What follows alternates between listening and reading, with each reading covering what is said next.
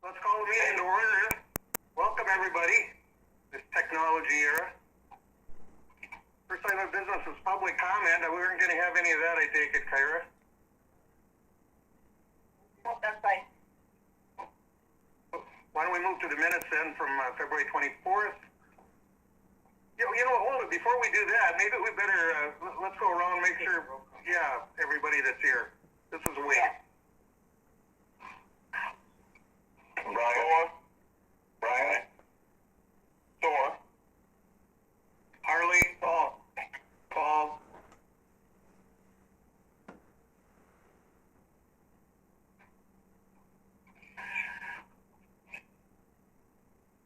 Anyone else?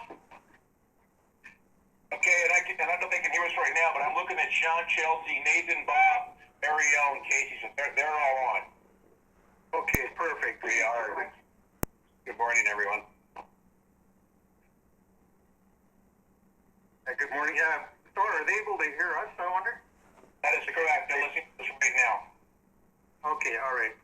So we can continue then. Okay, then let's, if we could, then let's move to the minutes for February 24th. Harley, I will move on the minutes.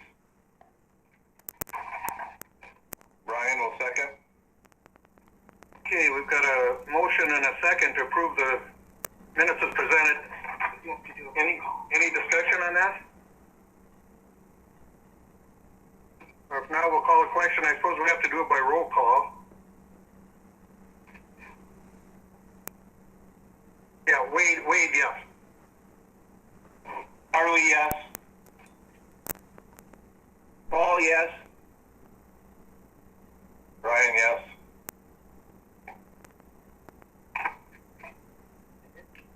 Motion carries. Thank you. Financial statement, March 31st. Kyra.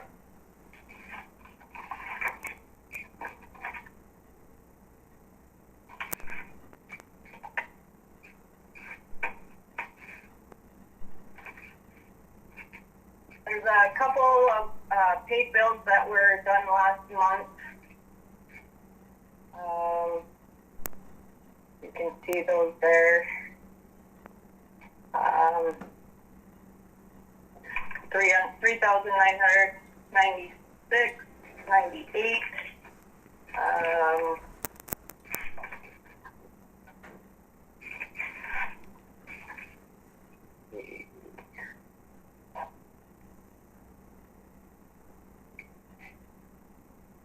And then our unpaid bills today are at $26,041.72.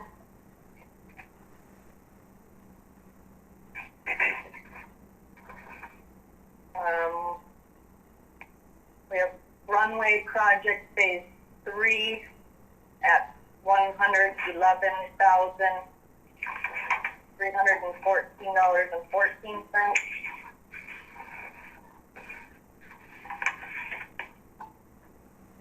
And Terminal 2, we have $11,312.73. And I think there's a couple missing.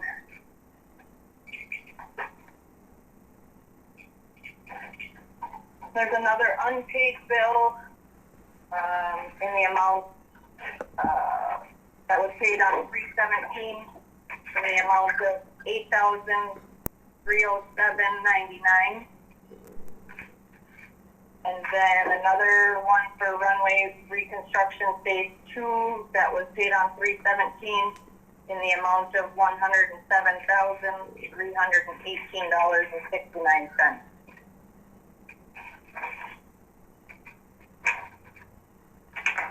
Mr. Chair, this is Paul. I will move on that, accepting the pay the bills, accept that. Okay, we've got a motion by Nevinen. Second by McBride. Oh, second by McBride. Okay. All right. Any discussion or questions on these bills? Hearing none, we'll do the roll call. Pat, Wade, yes. Harley, yes. Paul, yes. McBride, yes.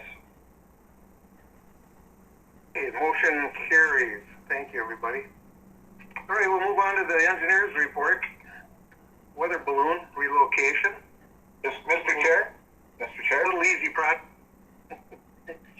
Yes. Wait, this is Brian. I would ask that we get everything that needs to be approved done before 9 o'clock because I'll be leaving the meeting at 9 and I think you'll be leaving shortly after. Yep. So any motions that need to be made, we should do that in the next half hour or so. Yeah, we'll move it along. It shouldn't take too long here, should it? Who's giving the weather balloon report? Ariel. That's me. This is Ariel with SH. Okay, we'll turn it over to you, Ariel, and you can bring us up to speed here on this. Sounds good. Thank you all for joining today. A couple of points on the weather balloon. The first one is the lease agreement and memorandum of understanding are still in progress, but I heard that there is some traction there and working towards an agreement that just has to be in place prior to the building relocation, which is probably going to be late this summer or early fall. Thor is in the loop on those conversations. The first action item would be considering the recommendation for award the contract for this project to Wagner Construction. We received bids last Thursday for this project. Our engineer's estimate was around $687,000. We received two bids, and the low bidder on the base bid was $559,000 approximately, with alternate number one at $20,000.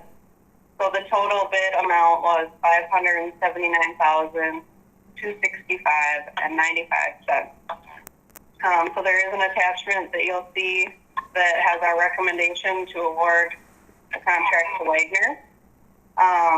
We estimate the local share on that second page to be approximately $21,000.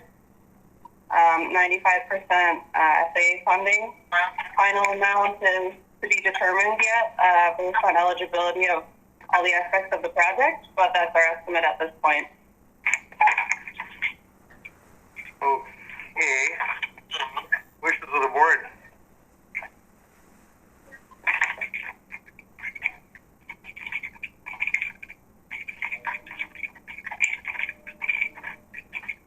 This is Walt. I move we accept the bid. Wagner Construction, Walt? Yes. Correct. Okay. We've got a motion. Harley, I'll second. We've got a second by Harley.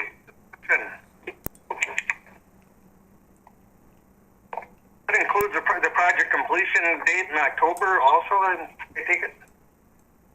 Yep, the construction will occur this summer. There's a 90-day window for construction with an end date of October 15th, 2020. The tree clearing may take place prior to that, outside of that 90-day window. Otherwise, the rest of the project will be complete by October 15th. Okay, thank you. All right, any... Mr. Chair? Go ahead, please. Mr. Chair, this is Paul. And Thor, did you hear from Tim Matthews of Wagner?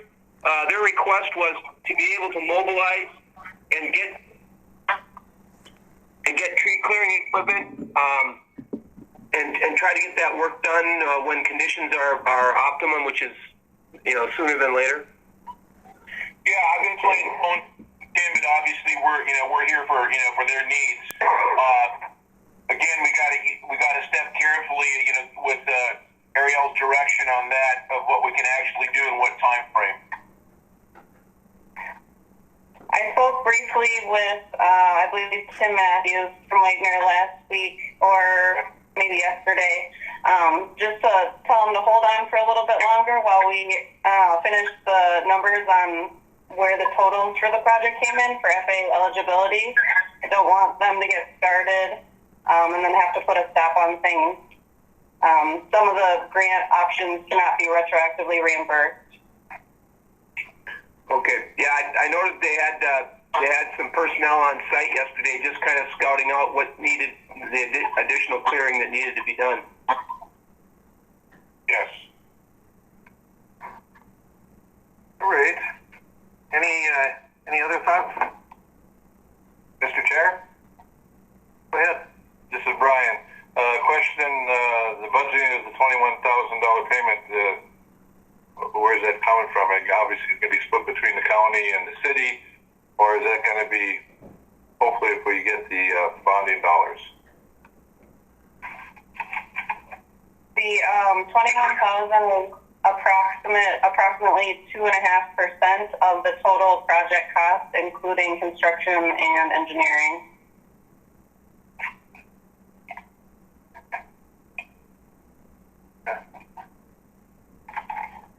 Okay, any other comments or questions? If not, we'll call the question. Roll call. Wade, yes. Harley, yes. Paul, yes. Yes. Bob, yes. Brian, yes. Okay, thank you. All right, we'll move on to runway taxiway reconstruction phase 3. I do have one more item on the weather balloon. If you have a second, that third bullet point there under the weather balloon, item number C, or letter C, is the approval of our construction admin SDHP. So that would include construction services, observation, and closeout. Bidding was included already in our previous fee. The amount of that is $98,000, and that is reflected in your attachment SDH proposal, weather balloon construction services. Yeah, we were going to skip that 98,000. Try to keep it. Okay, wishes of the board. Did Brian move? Devin, in Got a second. motion. And we've got a second. Thank you. Any discussion on that? Hearing none. All those in favor? Wade, yes. Harley, yes. Paul, yes. Brian, yes.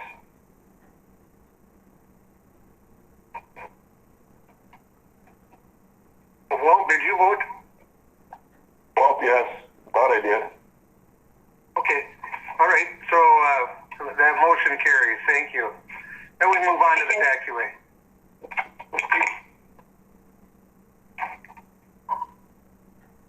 All right, this is Casey. I can kind of get it started.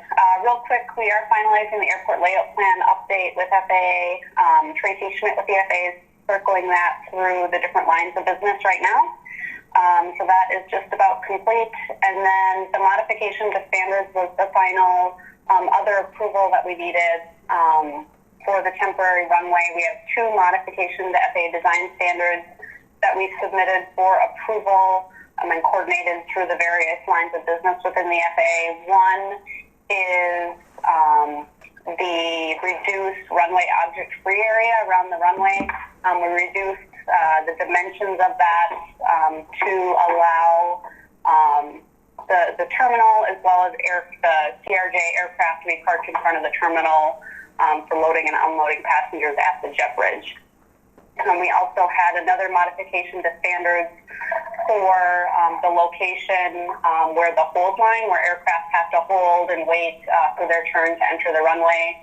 We're locating that hold line slightly closer to the runway than is typical. And what we are able to accomplish by doing that is just providing aircraft a little bit better line of sight onto the runway. So both of those have been approved by the FAA, and that process is complete. There is, in order to get the approval on the smaller, narrower runway object-free area for the temporary runway, we do have to have a restriction on the wingspan of aircraft that can use the temporary runway. So there'll be a restriction of 64 feet. So any aircraft 64 feet or less wingspan are capable of using the runway, and that does accommodate the CRJ 200 and then a Gulfstream 4 is an example of kind of the top end of the general aviation jet that would be able to use the airport. But it does continue to accommodate SkyWest. Any questions on the ALP or modification to standards? No.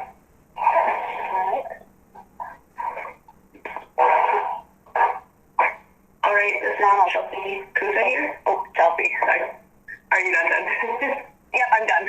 Oh, this is Chelsea Kuza with SDH, and I'll jump into the next section here with the runway and taxiway construction. So Thursday we also had a bid tab, or a bid opening, and the engineer's estimate was around $15,600,000. We received 5 bids, and the low bidder was KGM with a bid of $12,322,154.75. The next highest bidder was Yulin Brothers at $13,261,000.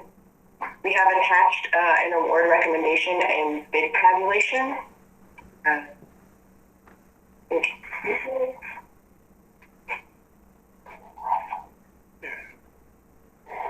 And we suggest awarding KGM the bid and the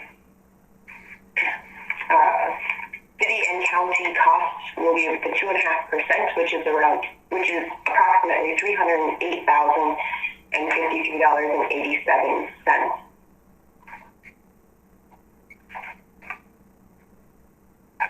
That's the only part we didn't like.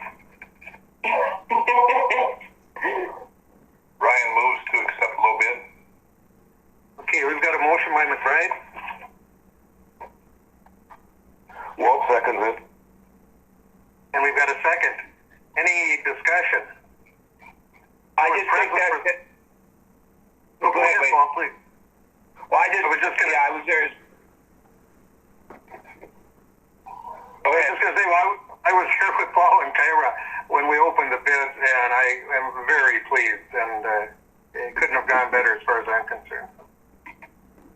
I was just going to echo that. That's really good news for the project, and good to have five competitive bids in there. Absolutely. Okay, I understand that.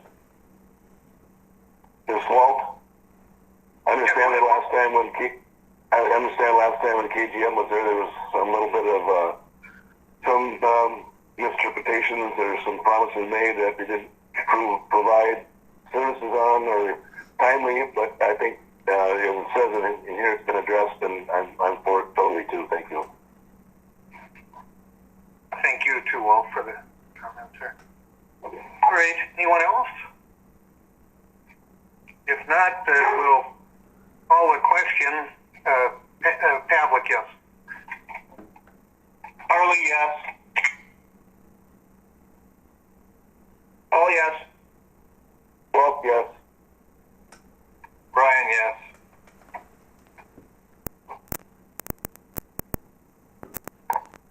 Hey, did we get everybody? Yeah. All right. Motion carries then. Thank you, everybody. So, service agreement. Yeah, so the next item here, this is Chelsea again with SH, is to consider the approval of the independent fee estimate proposal provided by Beecher Hope. This is for the Phase 3 construction administration through SDH. Kyra, do you want to discuss this a little?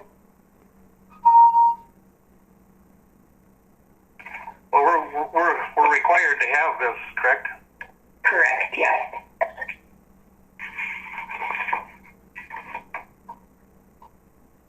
Okay. Yeah, and this is Sean with SCH. So this is just a little bit of background on this. This is in preparation for an SCH contract that will be presented in May.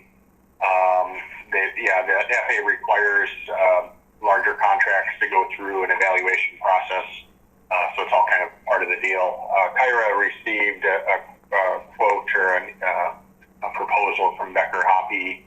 I guess we're not sure of the details on that specific proposal. So, Sean, in light of that, I mean, do Do we need to act on it today, or what are your thoughts, sir? Yes, you'll need to approve or consider, I should say, the proposal with Becker Hoppy. That'll get them going on the review over the next month, and then they'll bring back their result at your April meeting. So they'll have their results with the SDH proposal in April. So it kind of keeps that process moving. And the fee for that one is $3,200 for their fee to do the IFE. We see that here. All right, the wishes of the board. Devin, I'll move. Walt, I'll second. Okay, we've got a motion and a second to proceed. Anything else, Sean, you need to add? I did not specific to that update. Chelsea has one more concerning a reimbursable agreement with the FAA. Chelsea? Okay. All right, we'll call the question then. Pavlik, yes. Harley, yes. Devin, yes. Walt, yes. Brian, yes. Okay, thank you. We'll continue. Anyone else, sir? All right. The final thing that I will give is the FAA requires the reimbursable agreement to have the FAA personnel on site during the construction to observe the impacts of the FAA-owned equipment. This is specific to the communication cable run into the BOR. And we'd like you to consider the approval of this reimbursable agreement, and the amount is $107,318.69. Okay. Non-reimbursable. I hate those. Okay, wishes of the board. Thoughts? Comments?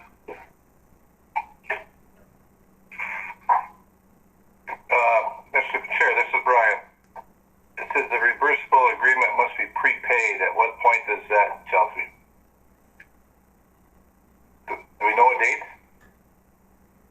Sean, do you know that?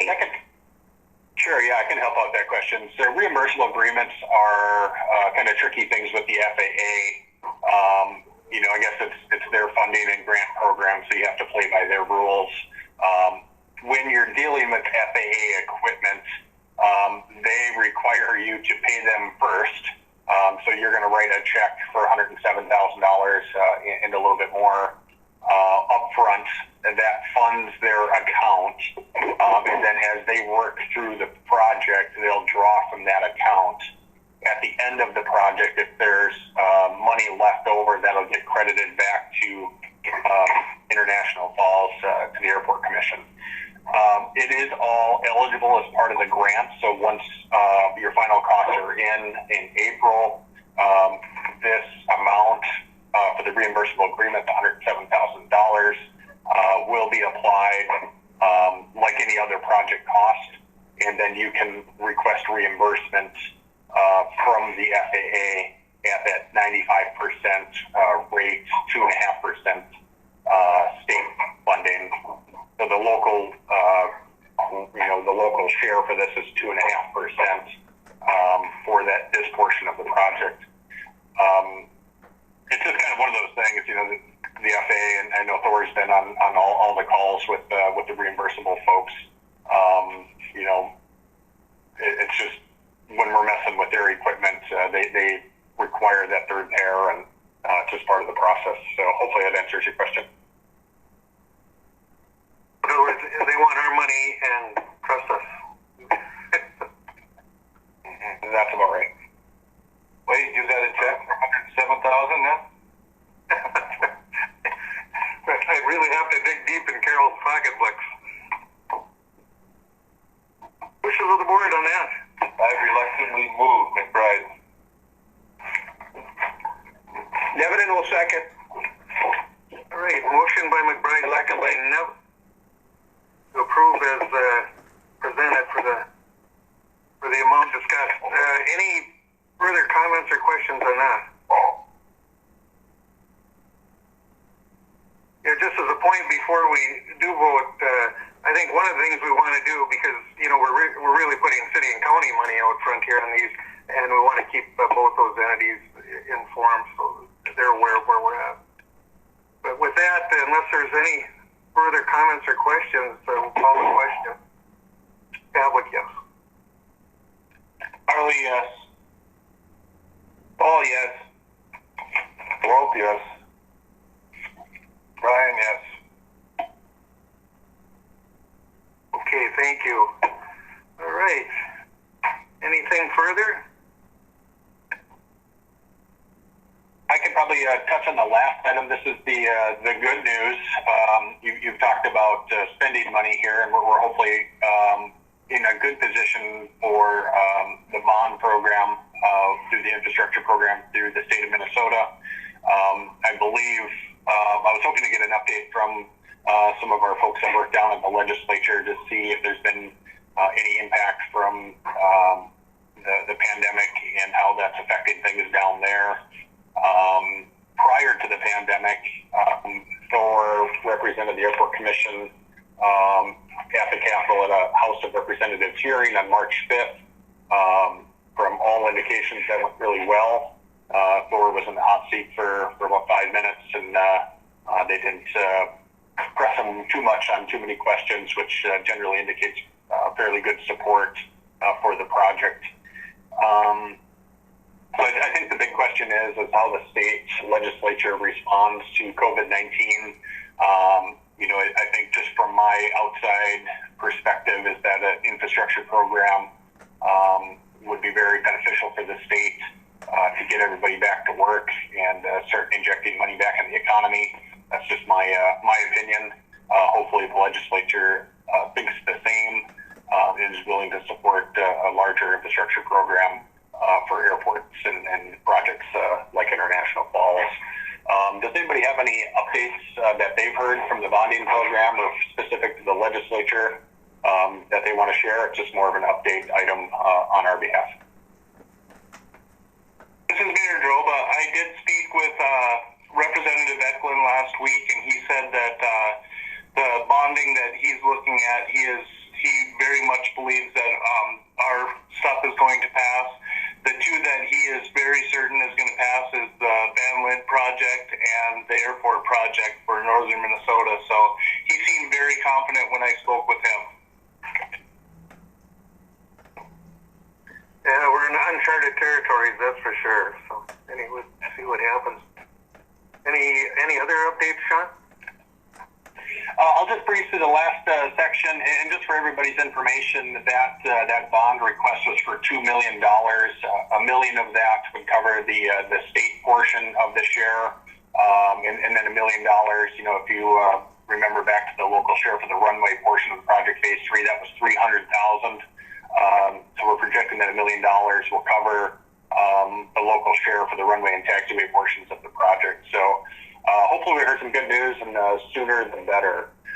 Moving right on to the public involvement and stakeholder engagement section, just very briefly, we have we had pre-bid meetings held earlier this month in preparation for the bid opening, and then I referenced Thor's presentation at the House of Representatives Bonding Commission. I did want to note 2 award submittals that was supposed to be presented to the MCOA conference that was scheduled for the end of April. The MCOA conference has been canceled, like all conferences pretty much this time of year. But the Project of the Year Commercial Service Airport category, the terminal project, was submitted for that. And then also I just wanted to note that Thor submitted Bob Anderson for the MCOA James Oberstar Award. And we haven't heard any award winners yet. We hope to hear soon. Hopefully they continue the award program even though the conference was canceled. But both those awards are in progress. We have a pre-construction meeting scheduled for April 20th. And other than that, I'm open for questions should anybody have any. Briefly, knowing time is of the essence. Thank you, Sean, for the hard work on that. Yeah, it was an interesting experience to sit quote unquote in the hot seat. But SDH's support was just invaluable. They were a tremendous team to work with and were very helpful. And also during the presentation, Bob was referred to, brought up by some of the board members at the meeting on legislative level. So very, very nice. And Bob obviously pushed the path for us, and so we're fortunate he was there before us. So thank you, Sean.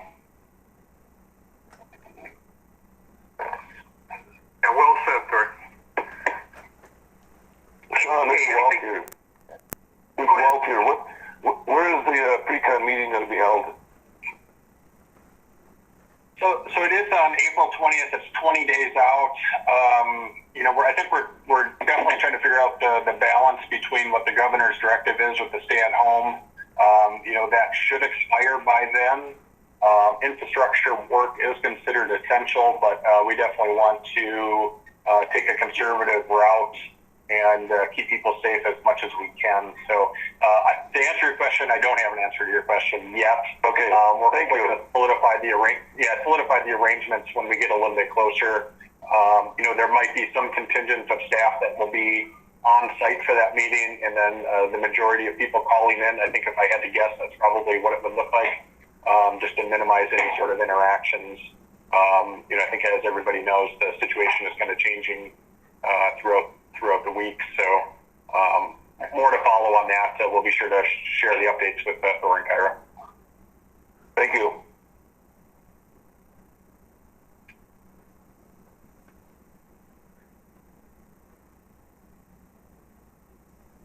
If I may, Wade, I talked to about Coors yesterday, looking at a quick list. Again, I realize that we're tight on time.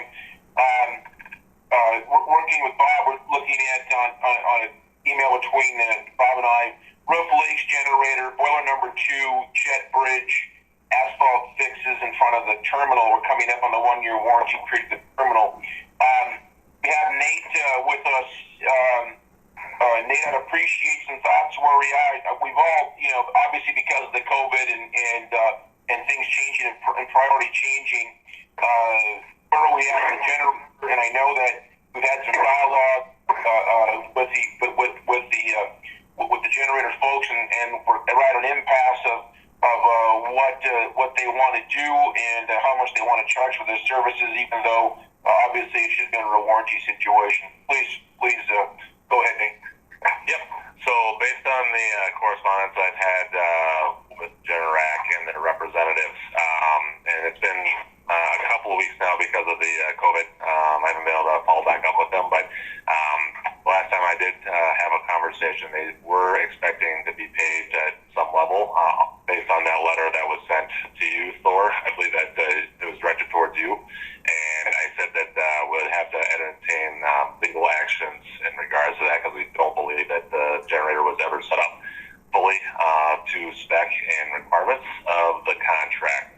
So that we're going to have to make that move on the legal side from your side to basically induce them to say no, that either you have to replace this unit with a unit that fully complies and is installed in full compliance with the original contract requirements, or dollars to be exchanged so that we can replace it with a unit that does meet the requirements of the specification.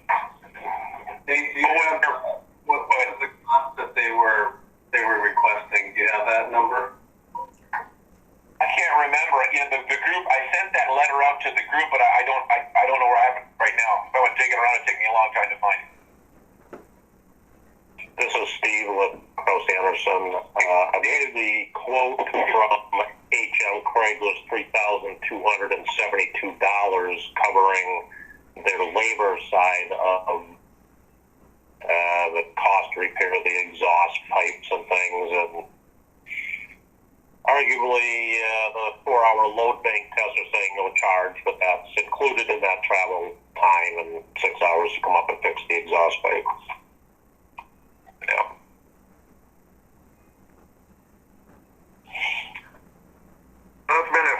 lighting issue, and we need to get it taken care of before the next winter here, that's for sure.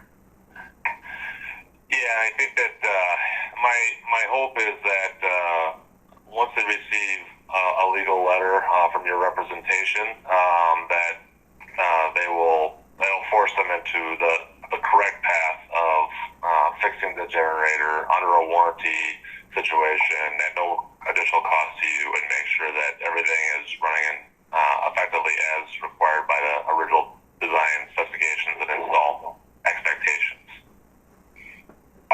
Ladies and gentlemen, I'm sorry to keep pushing on this, but if we may change direction, I know that we have a quorum now, which is going to change at 9 o'clock, is my understanding. I need to address the group with something important that I've shared. I forwarded the emails regarding SkyWest. Wayne, is it okay if we go that direction right now? Absolutely, that was going to be my next question, so. Okay. Please. On Friday, past Friday, March the 27th at 11 a.m., I participated with SkyWest Airlines and all of their EAS-affected cities in the United States. Interesting conversation. Overly simplified, not to get into too much detail. They have, as of last week, were idling 100 aircraft. I'm assuming that they'll be idling more aircraft in the weeks to come. Across their system, their route structure, they're down anywhere between 90 and 95%. As I shared with some emails to the group, overly simplified, small airports across Minnesota, all down 90-95%. Duluth's about the same, 85%. Minneapolis down 85-90%. Rochester, because of the Mayo, is holding it a steady. They're quote-unquote, they're only down 80%, which is fascinating. Overly simplified with SkyWest call at 11 a.m. Basically, what they're asking is this. They want to go to the DOT and ask the DOT to be paid for 2 flights a day, but provide only 1 flight per day per city. At noon, at the end of the call, after the call with SkyWest, then at noon we had a conference call with the folks at DOT, including Secretary of Transportation Elaine Chao. It was an interesting call, and basically they understand where it's at. At that point in time, there had not been dialogue between SkyWest and I'm assuming other air carriers that are EAS subsidized systems. At that point in time, they had not had dialogue with DOT to ask for basically the same thing. 1 flight a day, get paid for 2. Follow-up letter, which I forwarded to the group, which was sent to me from SkyWest. Again, really paraphrasing just paraphrasing the email and the letter in the content of the email, basically requesting again. They're talking with the DOT as we speak, looking for funding for 2 flights a day and providing 1 flight a day. And then basically, if and when they are successful with that dialogue with the DOT, they'll be sending out basically a template letter to basically copy, sign, send back, and support the idea. From my perspective, I would certainly recommend that we go in that direction. Absolutely, there's no possible way they can survive as an airline without that type of financial support. The major carriers, in essence, are and will be getting a different fund style or a different routing funding structure. So I would highly recommend to the body that if and when that opportunity arises, if they come up with some type of agreement from DOT, has to be approved by the airports. 100% of the airports that I've talked to support the idea. So if and when that comes, and I'm assuming that's going to be in the very near future, I'm assuming in a day or 2. Today being, we're coming up on the 1st. I'm assuming sometime in the next 24 to 48 hours, we'll have an answer. And then at that point in time, that would be the recommendation. If the body so agrees upon that recommendation, how would you like to proceed with that, Wade? Well, why don't you keep us posted, and if in fact it goes through, I think we're going to have to get together and are we going to make our own proposal, or what? I hate to see a schedule where we get one airline a day and it's at some odd time where nobody can make connections either. Are we going to have any input on? I believe we will, and I think that they're going to design that just like the 11 a.m. schedule structure. They're trying their best. I'm confident that if we sign on it, that we would be very influential on that flight schedule into the bank in Minneapolis. Frankly, and I don't mean to be the pessimist, but I'm also a realist. Well, I'll tell you what, we're locked down the country for the month of April. That's 30 additional days. This situation specifically regarding employment, airlines, I'm not even sure it's going to matter with 1 or 2 month time frame, Wade. I don't, if the travel restrictions are on as tight as I believe that they will maintain, we better take what we can get. So Thor, this is Brian. So Yeah. you say most airports are going to support their request? That is correct. I would move to support SkyWest's request. We've got a motion. Is there a second?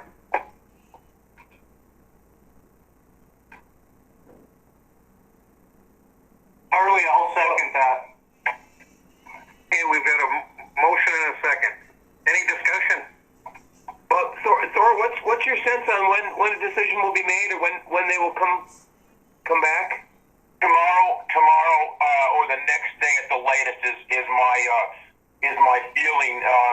They worked through the weekend, I know that, and so DOT is of course inundated with these requests, and God bless them, they're doing the best they can, and I just believe that it's a matter of how much money is the DOT going to throw at it, and how much are they going to with the existing EAS program, kind of use that and just basically let the airlines cut the services in half. So anyway, I'm assuming tomorrow, the next day at the latest, because they're burning up money, and all parties involved, from the DOT side and from the airline industry side, they know they have to get this resolved quickly. Right. Thank you. Thank you. Thor, this is Brian. Yes. So, kind of the way I'm looking at it, simplistic is it's not costing DOT any more money to allow them to go to one flight, correct? That is correct. So I think it's a no-brainer, and if we need to get this resolution or this motion out and sent to DOT right away, I think we need to do it today. Agreed. Okay. Okay, any other comments? Pretty quiet bunch here. Hearing none. We'll call a question. Pavlik, yes? Harley, yes. Paul, yes. Walt, yes. Brian, yes. Okay, thank you. Anything else for it? No, at this point in time, thank you again. Very, very trying times for everyone in every industry. It's easy to whine and cry about it, but it's a phenomenal event we're having in our country, and everyone's doing the best they can, and I appreciate that work from all. It's a difficult time. If I may go back to what are we looking at here, Bob? Tours. We're looking at big. We've discussed the generator. We're going to send a letter. Is that correct? That is correct. And Nate, you were working on a letter, legal letter that you could give to the commission to send. Yeah, I haven't got it back from my internal legal. I'll touch base with it again today and see where we're at with that, and see what when my timeline is. My hope is I can get to you end of day today, or latest tomorrow. So I will let you know either way once it comes. Steve,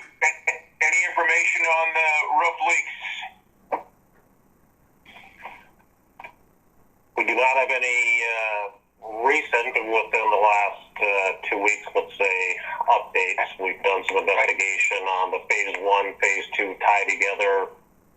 Not convinced that it's a roof leak. We suspect it's more likely a condensation issue. When Rick was up there and dug in above the secure ceilings in customs space and the detention rooms, as well as they could without taking apart the ceiling, they did notice a gap between the two insulated roof panels as they butted together. If that gap might have been forming some frost and condensation over the winter months, and then we had a warm up, we suspect that's where the dripping came from. Would be curious to know if anybody has heard or, if Customs has reported any additional dripping, in the last 30 days. I haven't heard anything, so I suspect not. But we will continue to dig into that with TNT Aggregates, was the installer of the roof panels. Rick and I have been talking to them, and really they're going to have to take apart those secure ceilings to get after it. I suspect they're talking to the installer, Dow Acoustics, to understand what that cost might be. But we'll try to move that ahead in the next 30 days and see if we come up with a game plan together with Customs to access those rooms independently, I'm sure one at a time, and get up and get some additional spray foam insulation done on the underside of those panels. Okay. The additional recent leak in phase 1 light monitor, Wasabi glass was there about 3 weeks ago, maybe 4. Took a look. I'm told from Dave Anderson, the owner of Wasabi Glass, they took the window apart, put it back together, did not see any issues from their perspective. He was going to send me some documentation to that effect, which I've yet to receive. So we continue to chase the ghost on that one. Once I see his documentation, and we'll recommend we get them and Range Cornice Roofing and possibly AW Kettle, the metal panel contractor, together and come up with further investigation and research and hopefully resolve. So that one is ongoing. Okay. How about the boiler number 2? Boiler number 2, we have a estimate, is my understanding, from Int'l company that had been working with Ted Brokaw to dig into boiler number 2 issues. Together, Int'l and the manufacturer determined there was a bad burner and blower that needed to be repaired. The material is covered under warranty. The labor arguably is not, although Int'l company is willing to take care of some of that. They're looking to JK Mechanical to take care of the remaining $1,200. JK Mechanical, if you recall, was the original contractor you were under contract with for the mechanical systems on phase 1, including the boilers. I do have an email from Ross Taylor at JK Mechanical agreeing to pay that $1,200, but then they want to wash their hands of this and say, okay, we're done. I understand where they're coming from. That should not relieve any warranty on product and boiler materials themselves that may, extend past the normal 1-year labor and material warranty. It would have to just be the workmanship side of that. From that perspective, I would have to agree with them. The boiler, burner, and blower, repairs, replacements, burnouts, whatever we're calling them, arguably could be normal wear and tear. Even though, the boiler itself doesn't seem to have run all that often to cause such a repair, so it's hard to do that sort of forensic research to understand what the cause of the failure actually was. But I understand where they're coming from, and I can certainly throw an email out to the commission, forward on Ross Taylor's proposal for consideration. So he'll cover it this time, but then they'd like to say we're now done. Okay. And let's discuss Jet Bridge. Anything on the Jet Bridge? Jet Bridge, I believe we forwarded you, Thor, set up as a vendor with the flashing folks, flexible membrane flashing. You can, replace any brush seals at your leisure. But on the other side, on the top side, if you will, bridge section to rotunda connection, there's a gap that we suspect some of the backwash water, when the jet bridge is tilted up, comes down and works its way into the rotunda. We do want range cornice roofing to take a look at that. I've asked Terry Marty, go to the site, analyze it, give us a quote on adding a hinged cover that would help shed that water off and away from that gap. Yes, Terry was unable to take a look last time he was up looking at the roof leak, but it is on his radar. I suspect when the whole COVID thing settles down a little bit, we'll get him up there here this spring and take a look. Yes, and we'll remind each other of those needs. I've let my foot up off of that, and I shouldn't have, but that's where it's at. Number 5, going off of Bob's list, asphalt fixes in front of terminal. So if you recall, there were a couple of, impressions, if you will, from normal wear and tear construction crane lift work when phase 2 was occurring. Inherent to construction, if you wish those to be repaired, we had previously chased an infrared heating option to smooth those out. You might recall that their machine broke down last fall. They were unable to get to it. Assuming that that machine is now back in service, their quote to fix that was $3,980 at that time, $3,980. If you wish to continue pursuing that repair, I can refresh that quote with Asphalt of Duluth Company and decide if you wish to pursue that. What is the situation there, Thor? Is it deteriorating? It is. Well, I think it's something we'll probably have to address sooner and later. If we let it go, it's going to get bigger, become a bigger problem, I would think. Correct. Okay, I will refresh the quote from Asphalt of Duluth Company and see what's on their schedule of work coming up in April and May, and what the opportunity would be to get up and get that smoothed out and fixed. Thank you. And if it doesn't work into their schedule or they stall us, is that anything a local contractor would be able to handle or not? Short of milling it and overlaying it, no. Nobody locally has an infrared heating machine. We thought that might be the best fix, less invasive, keep the integrity of the original base course in place, or wear course, I'm sorry. Sure. Obviously, with our... I'm sorry, go ahead. Yeah, I'm sorry, Thor. This is Sean with SEH. Just another opportunity, too. We'll have our pre-con with Yulin Brothers on April 20th. We can also ask them if they have any opportunity to fix that as well. I think that might be a potential path, too, depending on whether, if they have the equipment available to do that work. Yeah, we could do some horse trading easily with them.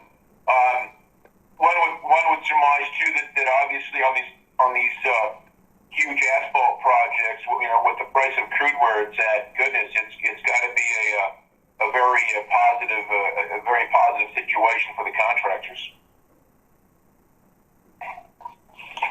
And for the owners. Yeah. Sean, why don't you go ahead and send me the contact person at Yulin that you're talking to. I'm also doing some other work with Yulin, so I can give them a call and chat about the repair at the airport. That sounds good. Will do. All right, thank you. Okay, anything else? I guess this is Bob Course with Gage. Just want to let everyone know that we are the 11-month warranty period. The 12-month warranty period on the terminal is up 5/22, and so we are conducting our 11th month walkthrough, and we're going to be doing that virtually. And I'm still setting up the details on that, but I'm hoping to have that completed this week.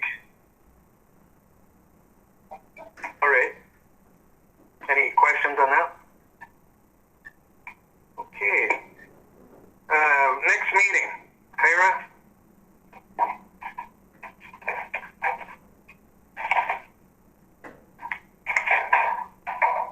The 29th? Okay. The 22nd, I guess. We're gone then.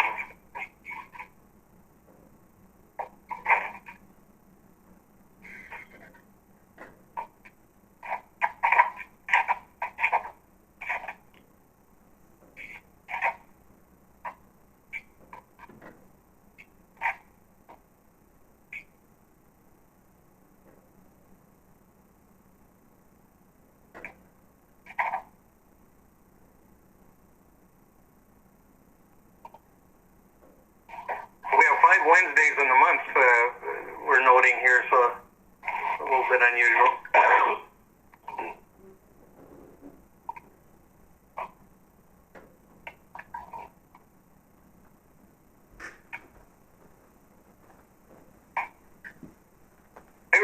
Is Kyra there yet?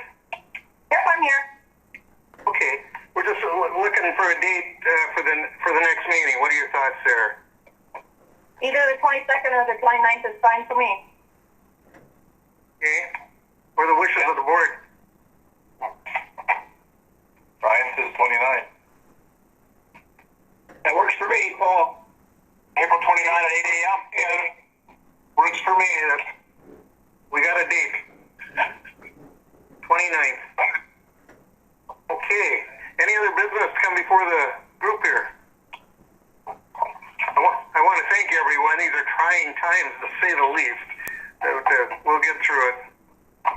So, thank you. Unless there's any other comments, we'll adjourn the meeting.